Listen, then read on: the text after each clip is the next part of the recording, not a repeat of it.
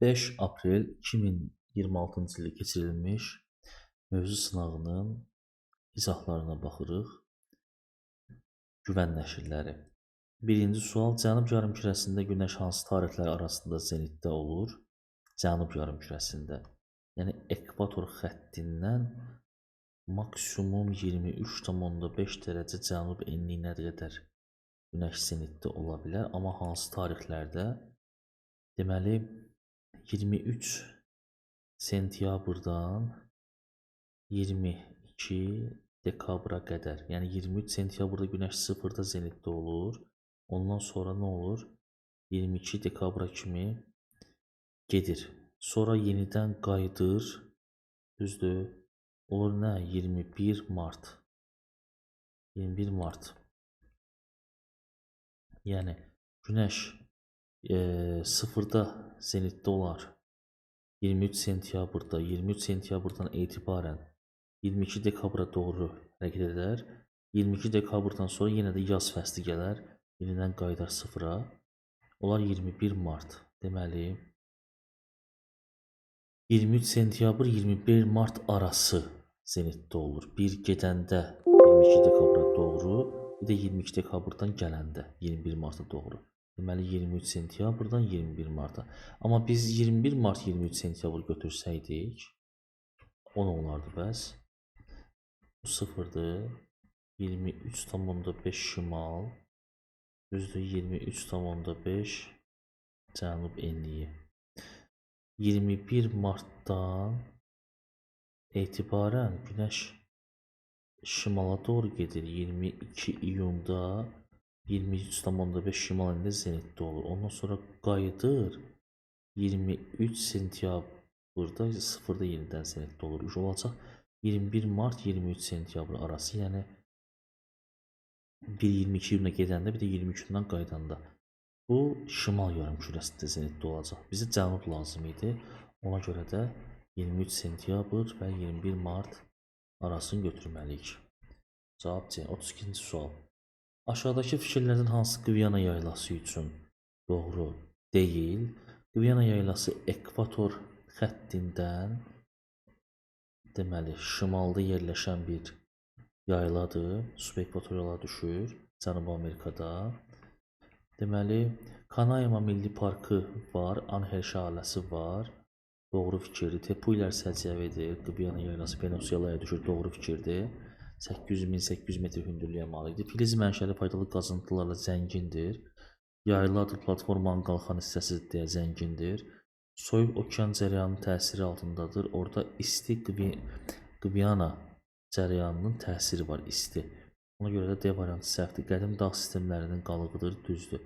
Əvvəllər dağ olubdur, Braziliyadır, Qvianadır, Dekandır. Sonradan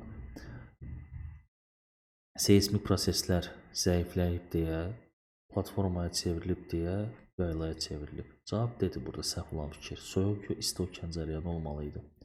33 musson küləklərinin təsiri altında olan yarımadalar. Burada Hindistan və Hindçini götürməliyik. Asiyanın, deməli, düşün ki, bu Asiyadırsa,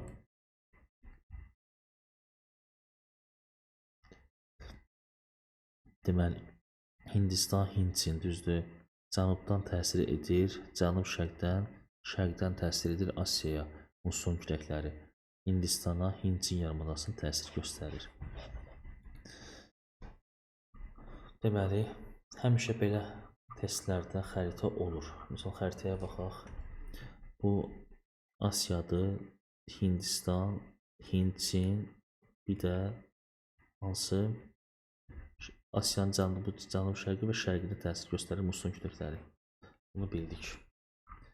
Növbəti 34. Peru cərəyanının Braziliya cərəyanından fərqli xüsusiyyətləri. Peru soyuqdur. Deməli, Braziliya isti cərəyandır. Soyuq və isti. Peru Braziliya cərəyanından fərqlənir. Peruya aid xüsusiyyətləri götürməliyik. Soyuq cərəyandır. Əsasən meridional istiqamətdədir. Hər ikisi meridian istiqamətindədir. Düşün ki, bu deməli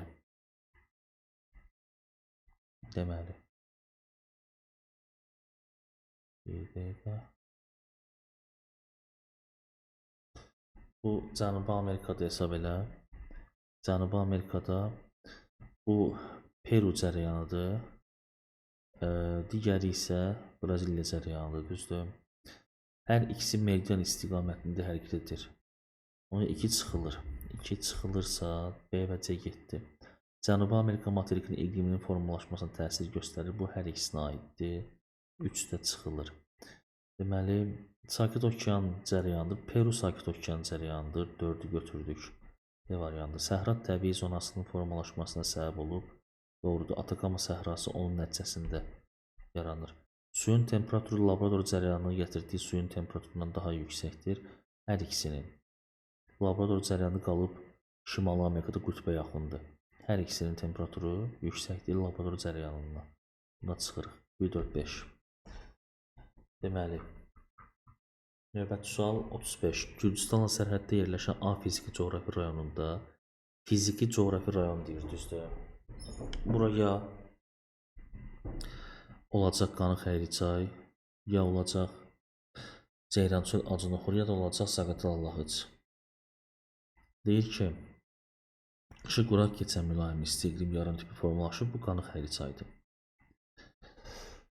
Çünki həmin ərazidə Qanı Xəyricayda bu iqlim var. 36. Doğru sıraları müəyyən edin. Dəniz və xas olan əlamət. Baltik dənizinə daxilində körfəzlər mövcuddur. Botnik, Fin, Riga körfəzləri var. Bu doğru fikirdir. Yapon coğrafi mövqeyinə görə adalar arası dənizdir. Xeyr, kənar dənizdir. Səhv fikirdir. Karib mülayim işıqlanma qurşağında yerləşir. Karib dənizi tropiklər arasındadır deyə tropik işıqlanma qurşağıdır. Səhv fikirdir. Yəni bunu hardan belə şifahi, belə birinci öyrənmək lazımdır. İkincisi şifahi bu da hayır. Buradakı xəritə var. Bu Karib dənizidir. Bu necə mülayim işıqlanma qurşağında yerləşir? Tropiklərin arasında tropik işıqlanma qurşağıdır bu. Ya da ki, burada baxsan Baltik dənizidir. Baltikin içərisində biraz yaxınlaşdıraq bunu. Baltikin içərisində deməli bu hissədə Botnik var, Fin var, Riga körfəzləri var. O rahat bir şeydir əslində. Davam edək. Deməli, Bering aid olmadığı okean ilə su mübadiləsinə malikdir. Bering Sakit Okeana aiddir. Aid olmadığı okean Şimal Buzlu Okeanıdır və su mübadiləsinə Bering boğazı vasitəsilə malikdir. 1-4 cavab D variantı olacaq. Timor mərcan rifləri formalaşmışdır. Timor, Arafur, mərcan tam sözü var. Timor, Arafur, mərcan üçü də eyni demək olar ki, enlikdə yerləşir. Onu da göstərim qoy. Deməli, burada Timor, Arafur, mərcan dənizləri. Bunlar eyni enlikdir. Yəni tropiklərin arasıdır deyə, isti iqlim var deyə orada mərcan polipləri ölür və mərcan riflərini əmələ gətirir. Deməli 5 də doğru fikirdir. Deməli, Mərmərə iki ölkənin sahillərini yuyur. Mərmərə dənizi, əslində Mərmərə dənizi sadəcə Türkiyənin sahillərini yuyur. Yəni bir ölkənin. 6 səhvdir ona görə də. D variantı. 37. Kür çayının su toplayıcı hövzəsində yerləşməyən su anbarları. Yəni elə yer götürmək lazımdır ki, Kürdən qərbdə olmasın, şimalda, cənubda olmasın, belə. Yəni şimal-şərqdə olsa, mən desəm ki, Ceyranbatan su anbarı. Ceyranbatan su anbarı Kürün çayının su toplayıcı hövzəsində qətiyyən yerləşmir. Yəni kürə tökülən çayın üzərində yerləşən bir su anbarı deyil. Kürə dolayısı yolla tökülən çayın da su anbarı deyil. Doğru, burada yoxdur, söz yox. Xanbulançay misal üçün 100%.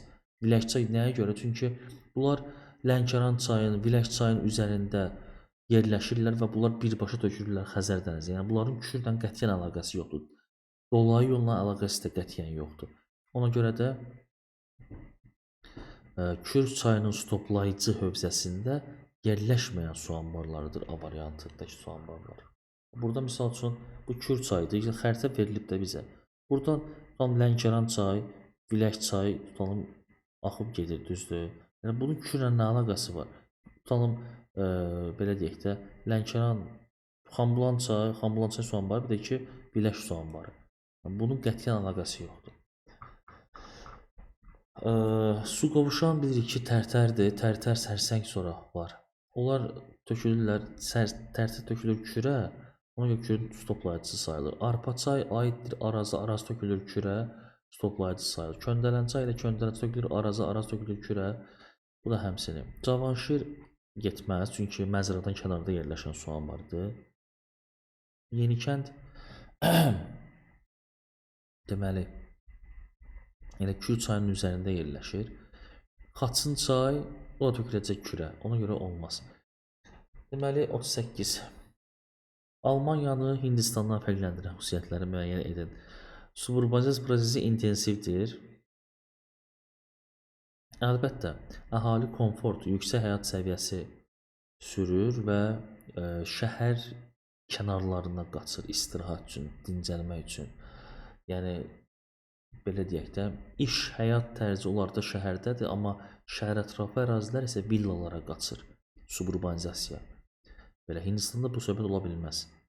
Federativ inzibati ərazi quruluşu hər ikisində var. Bu Almaniya belə yazılır. AFR. Hindistandakı milli etnik tərkibinə görə federativ ölkədir. Bunu çıxırıq. İki iri daş kömür hasilatçısıdır. Hər ikisində daş kömür var. Şərq əyalətlərində var Hindistanın, Almaniyada Rursarda var. Qonur kömür də var hətta. Deməli, qoşulmama hərəkatı ölkələrindən deyil, Almaniyanı götürərik. Almaniya qoşulmama hərəkatı ölkələrindən deyil. Günəşin qoşulmama hərəkatına əsasən nisbətən zəif ölkələri qoşulur. NAM, bunun adı qısaca belə yazılır. Buna Azərbaycan rəhbərlik etmişdir pandemiya ərəfəsində. Deməli, Günəşin zenitdə olma prosesi müşahidə olunmur. Günəşin zenit prosesi Almaniyada müşahidə olunmur. Çünki tropiklərə düşmür. Hindistan isə düşür. Baxaq. Bura misal üçün olsun Almaniya, bu da olsun Hindistan, düzdür. Günəş burada tropiklər arasındadır deyə burada Hindistanda zenitdədir. Amma Almaniyada zenitdə deyil. Çıxaq buradan getdik. Aha.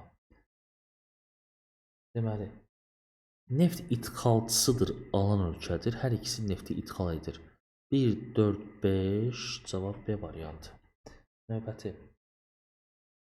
Cədvələ əsasən doğru sıraları müəyyən edin. La Plata düzənlikdir. La Plata ovalığı, akkumulyativdir. Doğrudur. Kür-Araz ovalıqdır, amma denudasiyaya verib akkumulyativ olmalıdır. Akkumulyativ, yəni belədir, toplanıb ora. Suxurlar toplanıb bunun içinə. Bu o deməkdir akkumulyativ. Yəni toplanma deməkdir. Ovalığa toplanacaq da. Denudasiya nə demək? Daşınma, aşınma deməkdir. Olmaz. Qısaca ovalıqlar akkumulyativ, dağlıq yaylalar isə denudasiya olur. Mississippi ovalığı akkumulyativdir. Orinoco ovalığı denudasiya ola bilməz. Braziliya yaylası denudasiyondur. Efiopiya yaylası akkumulyativ ola bilməz. 1-dir, 3-dür, 5-dir. 1, 3, 5, B variantı.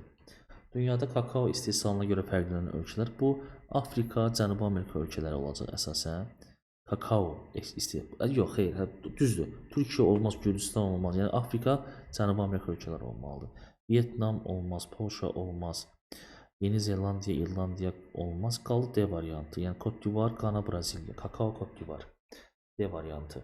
Yəni, bu Afrika və Cənubi Amerika ölkələridir. Nepal, Pakistan olmaz. 41 xəritə sxemdə rəqəmlərlə verilmiş ərazilər üçün doğru xüsusiyyətləri müəyyən edin. Burada biri verib bizə, bir nədir görə? Psevdovulkanlar yayılmışdır. Yayıla bilər. Doğru fikir ola bilər. Çünki Qobustan Abşerondur. Qobustan Abşeron. O düz bu ərazidə formalaşıb. Qobustan Abşeron, Cənub-Şərqi Şirvan, Xəzərin şerf zonası. Paltal vulkanları ən çox buradadır. Psevdovulkanlar, yalancı vulkanlar. Nival buzlaq relyef formaları mövcuddur. 2də ola bilər. Doğrudur. Çünki dağlıq ərazidir. Burada Bazar düzü, Zəfər zirvəsi, yəni bu kimi tufandaq falan yerləşir. Nə oldu? 1-2 düzdür ki elə A variantı. Yayı quraq keçən mülayim isti iqlim yarımküre var. Bura qışı quraq keçəndir. Yayı quraq keçən əsasən bizdə yayılıbdır. Yəni Lənkəranda yayılıbdır.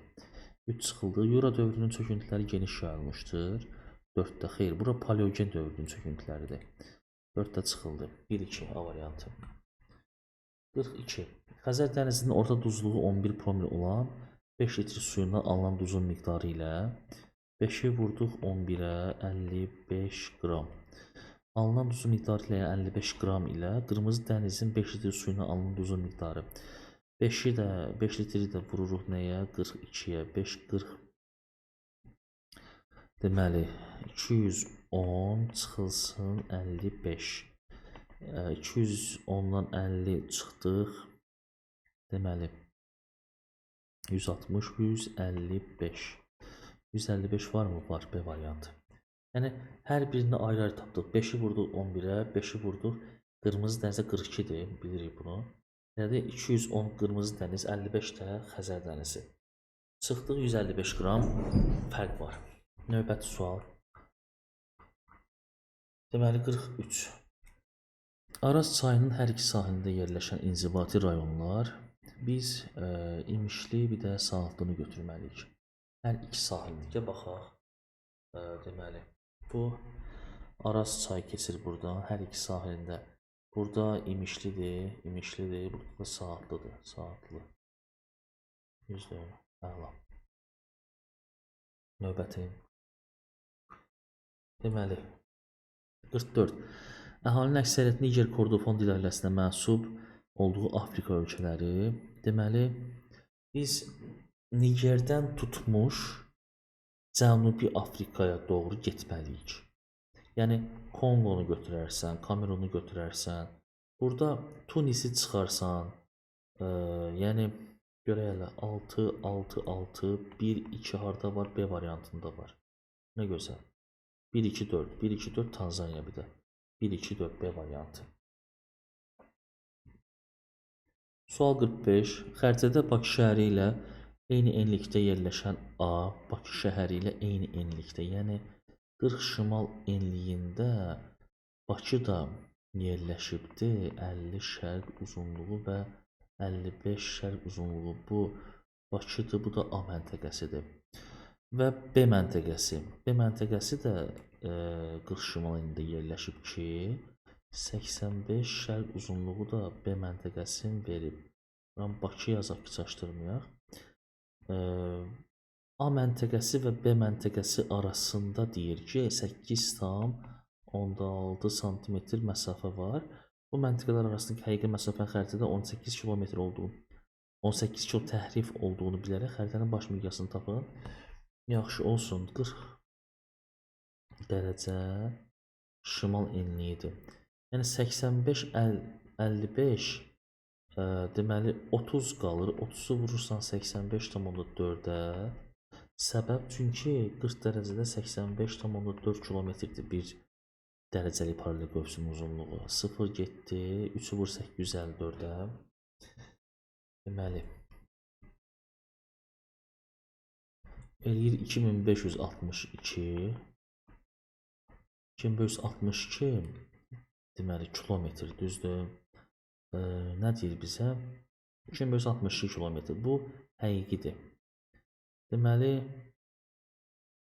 bunların arasındakı məsafənin isə 8,6 sm olduğunu bilərək 8,6 bilərək həqiqi məsafənin xəritədə 18 km tərəfini bilərək xəritə baş miqyası tapın. Yaxşı, bax bizim bu tapdığımız, bu hissə üçün tapdığımız nədir? Xüsusi miqyasdır. Bu xüsusi miqyasdır. Deməli bu xüsusi miqyasdan baş miqyas arasında bir təhrif var. Yəni xüsusi miqyas deyəndə ki, yəni bu necə tapa bilərik bunu? Deməli həqiqi məsafənin xəritədə 18 km təhrif olduğunu. Xeyr, deməli belə düzəldək fikri. Tapdığımız hal-hazırda həqiqi məsafədir. Və bizə deyir ki, bu məntəqələr arasında həqiqi məsafənin xəritədə 18 km təhrif olduğunu bilərək. Yəni bu 2562 həqiqi məsafədir kilometrinə. 18 km təhrif var. Ya üstünə gəlməliyik 18 bunun. Sonra bölək 8,6-ya. Tapaq baş miqyası. Çünki bu hal-hazırda xüsusi, əgər həqiqətən də həqiqi məsafəni biz tapmışıqsa, dərəcəyə görə tapmışıqsa, bu buradan baş miqyas çıxmayacaq, xüsusi miqyas çıxacaq. Yəni biz əgər bunu bölsək 8,6-ya, buradan çıxan xüsusi miqyas olacaq. Çünki müəyyən bir ərazi üçün biz burada hesablama işi görmüşük. Dərəcəyə görə tapmışıq. 85-55 30 dərəcə. Vur 85,4-ə. Çünki 40 dərəcə üzərində yerləşiblər axı. 1 dərəcə 85,4 kilometrə bərabərdir. 30-u vursaq 2562 kilometr edir. Bu dediyim kimi, yəni biz bu həqiqi məsafəni xəttdəki məsafəyə bölsək xüsusi miqyası almış olacaq. Çünki müəyyən bir ərazidə hesablama işi görmüşük. Və bizə nə lazımdır burada? Bizə nə deyir? Deyir ki, xəritənin baş miqyasını tap. Və deyir ki, həqiqi məsafə xəritədə 18 kilometr təhrif olduğunu bilərək. Yaxşı, yəni xəritənin həmişə baş miqyası olur da.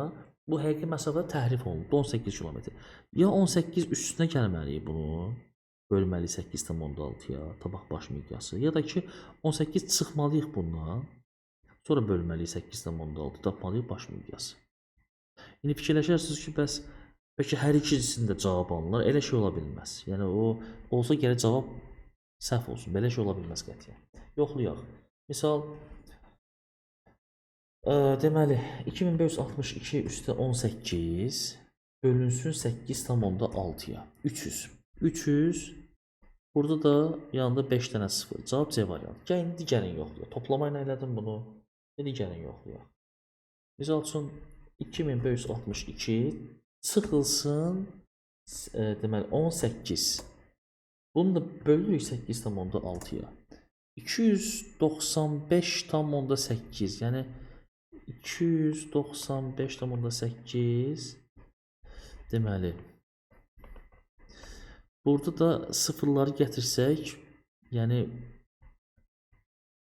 3, 4 aha deməli yəni burada belə deyək də 295 ilə başlayan bir rəqəm yoxdur qətiyyən. Deməli cavab burada olacaq nə? C variantı. Növbəti 46.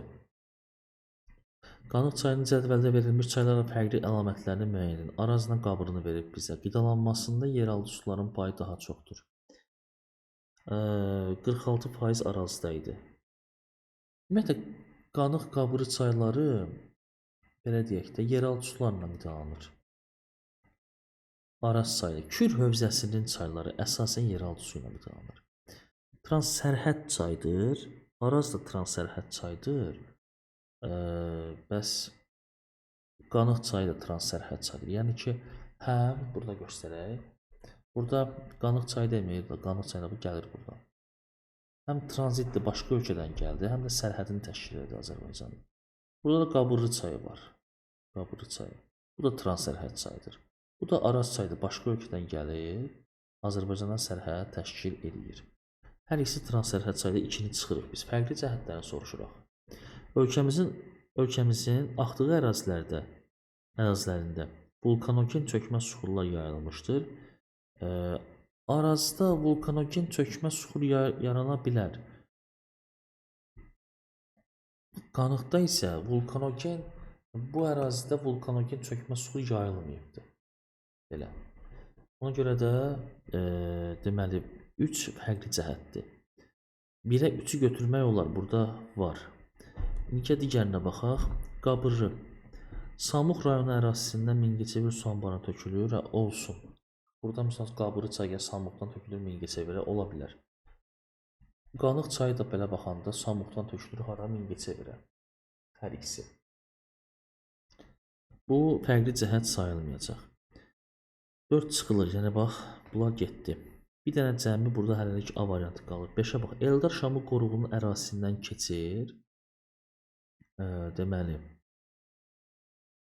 Eldar Şamı qoruğunun ərazisindən keçən Qabırlı çayıdır. Çünki burada görək də, burada var. Qabırlı çayı budur. Qabırlı. Bu Eldar Şamı qoruğu buradadır. Onun ərazisindən keçən Qabırlı çayıdır. Ona görə 5-i götürə bilərik biz. Burada da cavabda elə A variantı doğru uyğun gəlir. Mənbəyi Gürcüstan ərazisində yerləşir. Belə baxanda hər ikisinin. Ona görə çıxırıq bunları biz. 3 və 5. Cavab A. Qidalanmasında yeraltı suların payı daha çoxdur. Deməli, demişdim ki, bəs fərqli əlamətdir də. Deməli, hər ikisi Kür hövzəsinin çayları deyə yeraltı suların payı daha çoxdur. Hər ikisində, amma burada D variantı da var. Dəqiqləşdirməli qidalanmasında yeraltı suların payı daha çoxdur. Araz. Qanun çərçivəsində kimi çayların fərqli əlamətlərini müəyyən edin. Yəni belə deyək də, Eldar Şamı qoruğunun ərazisindən keçir. Araz, hə. 46% Arazdır. 46% dəqiq Arazdır. Deməli, qanıqda isə 52%-dir. Deməli, nə deyir bizə? Qidalanmasında yeraltı suların payı daha çoxdur, Arazın yəni. Xeyr, 46-dır, qanıq isə 52-dir. Ona görə 1 olmaz.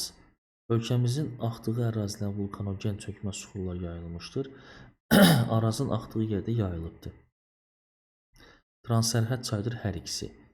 Ona görə bu 1 ilə 2 gedir, təkrar baxırıq da elə bir. Samux rayonu ərazisində Mingəçevir su anbarı hər ikisi tökülür, çıxırıq bunda. Eldar Şamı qoruğunun keçdiyi ərazidə Qabırlı yerləşir, doğrudur. Mənbə Gürcüstan hər ikisidir. Ona görə A variantıdır. Doğru fikri müəyyən edin. Portuqaliya Aral dənizi sahilləri. Bu tipik sualdır, səhv fikirdir bu. Çünki Portuqaliya yerləşir düz burada. Aral dənizi yerləşir burada. Portuqaliya Aral dənizi sahili, Aral dənizi iqlim tipi desəydi başqa məsələ. Bir səhvdir, birlər getdi. San Marino İtaliyanın ərazisi ilə əhatələnən anklav ölkədir, çox gözəl.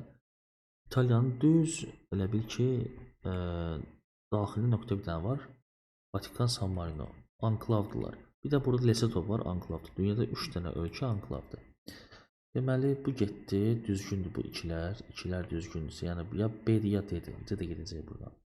İsrail və İran quru sərhədlərindən malikdir. İsrail və İran. Bu yeni bir sualdır hal-hazırda müharibəyə görə. Qətiyyən quru sərhədlərindən malik deyil. İsraillə İran. Fərqli. Çünki orada hətta aralarında Suriya var, İraq var. Yəni bu qədər yer var burada. Olmaz qətiyyən. Deməli nə oldu? 3 səhvdir. 3 çıxsa yer buradan bir də getdi, qaldı D variantı. 4-ə baxaq. Avstriya və Avstraliya federativ ölkələrdir. Bu doğrudur. Federativdirlər ikisi də. Cənubi Amerikada bütün ölkələr respublika idarə etmə formasına malik. Əlbəttə Cənubi Amerikada misal üçün burada monarxiya yoxdur. Belə. Respublikadılar hamısı. Əla, 5-i götürsək. Norveç İsveçdən fərqli olaraq konstitusiyalı monarxiyadır. Norveç İsveçdən fərqli konstitusiyalı. Norveç, İsveç bunlar konstitusiyalı monarxiyadırlar. Hər ikisi. Altında çıxdıq. Cavab D variantı. Ölkə ərazisinin əhalisinin sayı 6 milyon nəfərdir. Bir ildən sonra əhalinin sayı 6,2.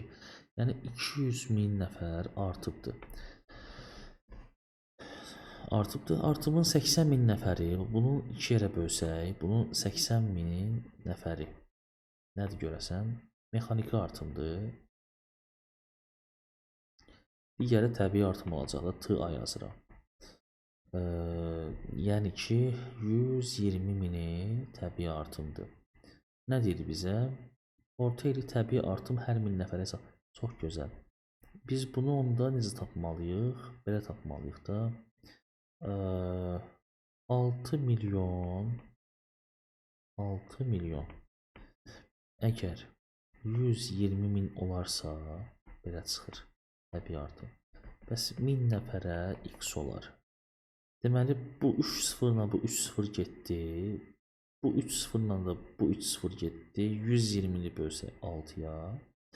Deməli 12-ni 6-ya böləndə neçə eləyir? 2, bir dənə 0 gəlsin bunun yanına.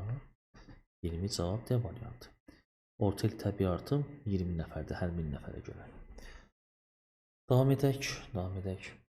Deməli, Eyler-Venn diaqramına əsasən uyğunluğu müəyyən Gəncə və Günüt Qapçı fiziki coğrafi rayonlarını verir bizə. Dəmir alunit Gəncədədir. Yəni Gəncə deyəndə Daşkəsən də orada yerləşir. Gəncə fiziki coğrafi rayonu. Kiçik Qafqaz tektonik zonasında yerləşir. Tektonik zona, qalxma zonası hər ikisinə aiddir bu. Soyuq və dağ tundra iqlim tipi yayılmışdır. Soyuq və dağ tundra. Hər ikisində yayılmışdır. Çayları Araz hövzəsinə aiddir. Bu Günüt Qapçığa aiddir. Çünki Gəncə fiziki coğrafi rayonunun çayları Kür hövzəsinə aiddir. Dağ meşələri geniş yayılmışdır. Bu gedəcək nəyə? Gəncəyə. Çünki ümumiyyətlə Gümrük qapısının Naxçıvan tərəfdə meşə yoxdur. 1-ə A-yə aiddir, 2-yə B-C aiddir. Olmadı ki. Necə oldu bəs? 1-ə A Gəncədə, 1-ə A 100%-dir, yəni 100. A-yı tapdım. Aysa budur ki, var A-yədir, 2-yə D aiddir, 3-ə B-C aiddir. Əla, düzəldi. Deməli 50. Alp dağları üçün doğru fikirləri müəyyən edin. Qərbi Avropanın ən hündür zirvəsi burada yerləşir. Düzdür, bu doğru fikirdir. Mont Blancdan söhbət gedir. 4807 metr hündürlüyü var. Seysmik cəhətdən sabit ola bilməz. Seysmik cəhətdən aktiv ərazidir, fəal ərazidir. Alp Himalay qurşağına düşür. Cavan qırışıq dağlar da doğrudur. Yəni bu ikilər çıxılsa buradan 1-3-ü götürsək D variantıdır. Hündürlük qurşaqlığı müşahidə olunur əlbəttə, çünki hündür ərazidir axı. Şaquli qurşaqlıqdır. Çünki burada Şaquli qurşaqlığı müşahidə olunacaq. Landşaftlar müşahidə olunur. Landşaft tipləri bir-birini əvəz edəcək. Ersin qırışıqlığında yaranmayıb, alt qırışıqlığı yaranıbdır. 5 çıxıldı. Fransa və İspaniya sərhədində olmadı ki. Yerləşməz. Fransa və İspaniya sərhədində Fransaya düşər bir hissəsi, amma İspaniyaya düşməz qətiyyən. 6-da çıxıldı. Nə qaldı? D variantı. 1, 3, 4. 1, 3, 4 düpbədir. Hələ 54-də də buradan baxaq. 50-dən sonra 54. Axarlı gölləri seç. Burada Göy göldür, Batabatdır, Maral göldür. Bunlar çıxılacaq. Səbəbi nədir? Çünki düzəndə yerləşirlər. Masazır, Binəqədi, Böyük Şor, Kürdəxanı, Acı Nohur, Acı burada şordur. Masazırdan duz alınır. Hacı Qabul dünya okean səviyyəsindən aşağıdadır. Ona görə də nədir? Özü də axmaz mənşəlidir. Əlbəttə bunlar axarlı göl deyillər, duzlu göllərdirlər. Göy göl 1556-53 metr. Maral göl 1902 metr. Batabat 2000 deməli fikirləşək 24-24. 2424 metr. Yəni qısaca 200 metrdən hündürdür deyə şirin sulu göllər, axarlı göllərdir. 1-dir, 2-dir, 1-dir, 2-dir, 4-dür. 53. 2025-ci ildə ölkədə əhalinin ümumi sayı 12 milyon nəfər idi. Yaxşı olsun. 12 milyon nəfər. Kənd əhalisinin sayı 2,4 milyon nəfər olmuşdur. 2,4. 2,4 milyon nəfər. Nə gözəl. Şəhər əhalisi də avtomatik olaraq nə qədər olacaq? 2 çıx bundan, 10, 4-də çıxsan 9,6 milyon düzdür. 9,6 milyon qalacaq. 9,6 nədir? Şəhər əhalisi. Şəhər əhalisi nədir? Urbanizm səviyyəsi tapmalıyıq. Yəni 12 milyonun əgər bizim 100%-dirsə 9,6 x faizdir. Bunu vursaq buna edəcək neçə? 960-ı bölərik 12-yə. Deməli 960-ı böləkdə 12-yə. Deməli 960-da 12-yə bölsək deməli 8, 82, 16, 96 nə gözəl. Rahat bölündü bu. 80, hanı bu? 80% nəymiş burada? Urbanizasiya səviyyəsi imiş. Keçdik 52-yə. Zirvəni verib bizə, xromiti verib bizə. Bir qoşa ola bilməz, kastaq ola bilməz, narzanlı qalsın. Şax taxta ola bilməz, kastaq ola bilməz, narzanlı. Çünki narzanlı və Çilgəz çay. Bunlar düşürlər Laçına. Ağyataq, Şorbulaq, Lefçay düşür Kəlbəcərə. Qısaca civədir bunlar, maye filizdir. Xromit ipəklə Göydərə, Göydərə, Kəlbəcər, ipək Laçına düşür, C variantı. Növbəti. Codyarpaqlı həmişəyaşıl meşələr Aralıq dənizidir. Ancaq bu hissələrə düşər, bu hissələrə düşər, bu hissələrə düşər. Yəni ki, subtropikə düşən materiklərin qərb hissələri, əla. Deməli, bura, misal üçün, qərb hissə deyil də şərqdir. Bunlar getdilər. Nə qaldı? 1, 5, 6, nə gözəl. Nə gözəl, nə gözəl. Bunları silək. 1, 5, 6. D variantı. Növbəti. Qalay və Wolfram filizlərinin ən iri hasilatçıları Tayland, Malayziya, İndoneziyadır. Çünki Cənub-Şərqi Asiyada Tayland Qalay Wolfram qurşağı yerləşir. 1-dir, 5-dir, 6-dır, 2, 3, 4 çıxılır. Qudyal çayı mənsəbinin yerləşdiyi inzibadır. Qudyal çayı düşün ki, bura Quba Xaçmazdır. Qudyal çayı gəlir buradan tökülür Xəzərə. Bura nədir? Xaçmazdır bura, düzdür? Xaçmaz. Xaçmazın da bunu belə niyə çəkdim mən belə? Rusiya ilə sərhədi var. Deməli 4-cü dövrü sıfır yayılıb, çünki ovalığa düşür Samur Dəvəçi ovalığına. Bizə nəyi soruş aid olan? Mərmər yataqları qətiyyən Qubada ola bilərdi, Xaçmazda yox. Xarici ölkə sərhəddir, düzdür. Ərazisi 2 fiziki coğrafi rayonunda yerləşir. Xaçmazın ərazisi milli tərkibi yekcinsi ola bilməz, çünki orada ləzgilər var. Yəni orada çox millətli olmalıdır əslində, mürəkkəb, rəngarəng olmalı, yekcisi yox, tək millətli yox. Ərazisində milli park yerləşir, bu da doğrudur. Samur Yolma Milli Parkı yerləşir. 1, 3, 6. Ərazisi 2 fiziki coğrafi, elə Samur Dəvəçi fiziki coğrafi rayonuna düşür. Qonaqkəndə düşmür, Qonaqkə dağlıq hissədir. 1, 3, 6-dır cavab burada. Belə. Kipr, Paska, Madagaskar adaları Aral dənizində yerləşir. Bu Kiprdir. 1-ə A getdi. Vulkanik mənşəlidir Paska. B getdim. 2 işıqlanma qurşağında yerləşir Madagaskar. C getdi. Hardan bilirəm? Baxaq bu xəritəyə. Bu xəritədə görsənir. Madagaskara bax. Cənub tropik kəsir bunu. Kəsirsə 2 işıqlanma qurşağıdır. Cənub mülayim və tropik işıqlanma qurşağıdır. Deməli, Aral dənizində yerləşir demişdik bunları. Bunları dedik. Hind-Avropa Altay dil ailəsinə mənsub olan xalqlar məskunlaşıbdır. Bu Kiprə aiddir. Söhbət nədən gedir? Kiprdə türklər də yaşayır, yunanlar da yaşayır. Hind-Avropa yunanlardır, Altayda türklərdir. Getdi. Litosfer tabalarının divergent sərhədində yerləşir. Bu Paskaya aiddir. Çünki Naska ilə Sakit Okeanın ayrılmasına divergentində yerləşir. Bu da belə. Növbəti, çatmışıq biz nəyə? Situasiyaya. Deməli, A yarımadasının ucqar qərb nöqtəsi 124 şərq uzunluğudur. 124 şərq. Mənə yavaş-yavaş başa düşürəm ki, bu ya ola bilər Arnhem Land, ya ola bilər Cape York, ya ola bilər Hindçin. Yəni 124 tərəf, ya Malakka ola bilər. Baxacağıq indi. Ucqar şərq nöqtəsi isə A yarımadasının 131 şərq uzunluğudur. Deməli bu yerləşir 124 ilə ucqar qərbi 131 şərq uzunluqlarında yerləşir. Görə bizdən yarımadanı soruşur, yoxsa yox. Deməli, bu yarımadanın sahilləri dünyanın ən böyük okeanının, yəni Sakit Okeanının 3 dənizi yuyur. 3 dənizi, deməli, 3 dəniz nə ola bilər ki? Baxaq da, burada bizim, yenə deyirəm, xəritəmiz var.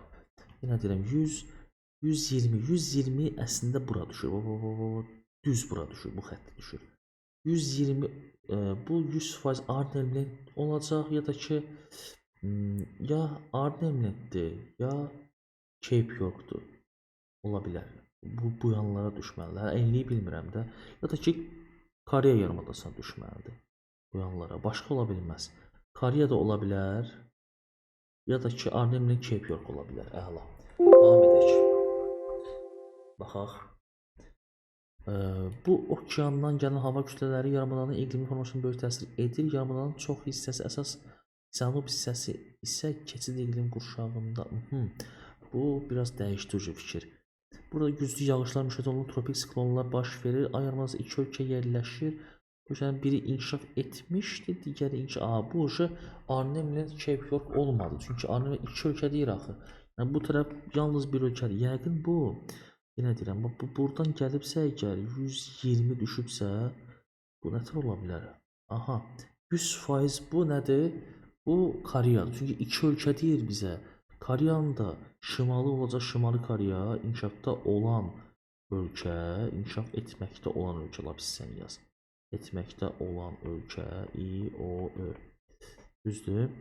Bir də cənubu da Cənubi Koreyadır, inkişaf etmiş ölkə. Əla. Super, əla, çox gözəl. Tapdıq ucu bunu. Həm də deyir ki, okeandan gələn deyirsə, əgər bu mussonlardır. Hər ikisinin rəsmi dili və inzibati ərazi quruluş forması eynidir. Əla, Koreyadır. Koreya dilidir. İnzibati ərazi quruluşu da ki, unitardır. Əla. Adını yazıram. Koreya. Bu hazır. Onun qərb və şərq ucqa nöqtələri arasındakı yerli vaxt fərqini 124-131 nə qədər fərq var? 6, o da 1, 7. 7 dərəcə fərq var. Vurulsun 4-ə, 28. 28 dəqiqə yazıram. Fərqini yaz. Biz belə hesablama etməzdən əvvəla belə etməliyik də biz. Düzgün götürülsün deyə. 131 çıx 124 7 7 vurulsun 4 28. Belə yazmalıyıq. 28 dəqiqə. Neçənci saat qurşaqlarında yerləşdiyini tap. Saat qurşağında. Qurşaqlarında. Lavilər şəkilçisi. Yaxşı. 120-nin özü düşür 8-ci saat qurşağına. Yəni biz bunu belə eləyək də 124-ü bölsək, 124 böl 15, 8 dəfə 120 edir, 4 qalır. Ona görə bu sayılmır. 8-ci saat qurşağıdır. Bir də 131-ə də baxaq. 131-də bölsək 15-ə, yenə 8 dəfə 120, 11, 7,5-dən böyükdür, 1 gələcək üstünə 9 eləyəcək. Yəni 9, 8 və 9 çox gözəl. Bunu da yazaq. Yəni bunu bu cür yazsaq, bunu bura balaca köçürsək, deməli onsuz hesablayın yazır demir, söz yox. Yazaq da biz 8 və 9 saat qurşağında yerləşir. Hər ehtimala qarşı bu hesablamanı da ora köçürtmək lazımdır. 59. Ay yarımadasının sahillərini yuyan dənizlərin, burada baş verən tropik siklonun və iqlim qurşaqlarının adlarını cədvələ yazın. Lap yaxşı. Deməli, birinci dənizlərə baxmalıyıq. Xəritədə var onsuz. Bizə xəritə verilib. Xəritəni biraz yaxınlaşdıraq. Silək. Burada hansı dənizlər olacaq? Deməli, Sarı dənizdir, Şərqi Çin dənizidir, Yapon dənizidir. 3 dənə dəniz onun sahillərini yuyur. Burada hansı bəs küləklər tropik siklon olur? Tayfunlar olur. Tayfunlar olur. Bəs hansı iqlim qurşaqlarında yerləşir? Şimalı mülayim musson, cənubu isə subtropik mussonda yerləşir. Çox gözəl. Baxaq indi.